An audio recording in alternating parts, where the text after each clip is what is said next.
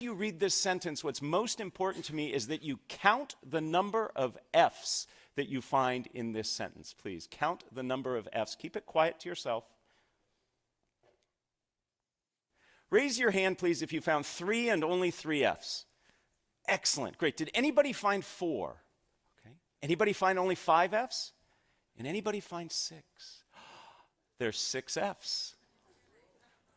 What 2-letter word ending in F did many of us miss? Of. We'll make sure to get this to you so you can torment your friends and family at a later date. When I first was exposed to this over 12 years ago, I only found 3, and I felt really stupid. So I like to start every workshop, every class I teach with this to pass that feeling along. No, that's not why I do this. I do this because this is a perfect analogy for what we're going to be talking about today. The vast majority of us in this room, very smart people in this room, were not as effective as we could have been in this activity. We didn't get it right. And the same is true when it comes to speaking in public, particularly when spontaneous speaking. It's little things that make a big difference in being effective. So today we're going to talk about little things in terms of your approach, your attitude, your practice that can change how you feel when you speak in public. And we're going to be talking primarily about one type of public speaking. Not the type that you plan for in advance, the type that you actually spend time thinking about, you might even create slides for. These are the keynotes, the conference presentation, the formal toasts. That's not what we're talking about today. We're talking about spontaneous speaking. When you're in a situation that you're asked to speak off the cuff and in the moment. What we're going through today is actually the result of a workshop I created here for the business school. Several years ago, a survey was taken among the students, and they said, what are things we could do to help make you more successful here?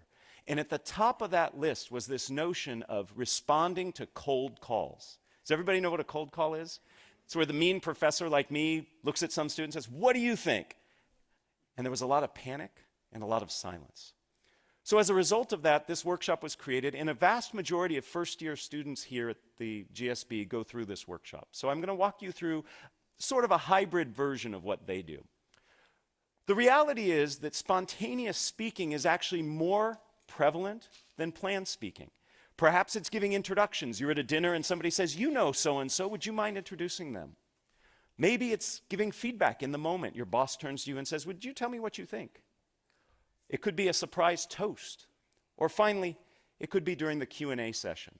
And by the way, we will leave plenty of time at the end of our day today for Q&A. I'd love to hear the questions you have about this topic or other topics related to communicating. So our agenda is simple. In order to be an effective communicator, regardless of if it's planned or spontaneous, you need to have your anxiety under control. So we'll start there.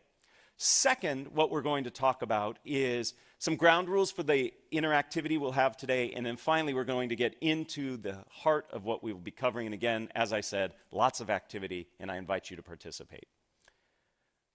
So let's get started with anxiety management. 85% of people tell us that they're nervous when speaking in public. And I think the other 15% are lying. Okay? We could create a situation where we could make them nervous too. In fact, just this past week, a study from Chapman University asked Americans, what are the things you fear most? And among being caught in a surprise terrorist attack, having your identity stolen, was public speaking. Among the